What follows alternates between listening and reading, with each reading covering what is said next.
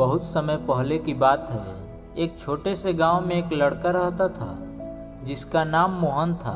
मोहन को हमेशा लगता था कि उसका जीवन कठिन है। उसके पास ढेर सारी मुश्किलें हैं, गरीब परिवार की जिम्मेदारियां और पढ़ाई में आने वाली कठिनाइयां हैं। एक दिन वह उदास बैठा था और सोच रहा था कि उसे जीवन में कभी सफलता नहीं मिलेगी। उसके गांव के बाहर एक नदी बहती थी।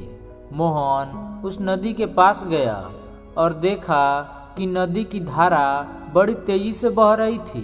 वह कुछ देर नदी के किनारे खड़ा होकर यह सोचता रहा कि नदी कभी थमती नहीं है, चाहे कितनी भी बड़ी रुकावट क्यों न हो। इसी बीच उसने नदी के रास्ते में एक बड़ा सा पत्थर देखा जिस पर पानी लगातार बह रहा था। मोहन ने सोचा, यह पत्थर कितना बड़ा है, लेकिन नदी हर दिन इसे पार करती रहती है। उसे यह देखकर एहसास हुआ कि जैसे नदी बिना रुकावट के अपने रास्ते को ढूंढकर आगे बढ़ती रहती है, वैसे ही उसे भी अपनी परेशानियों को पार करके आगे बढ़ना होगा। यह विचार मोहन के मन में घर कर गया। उसने ठान लिया कि अब वह हर समस्या का सामना करेगा और कभी हार नहीं मानेगा।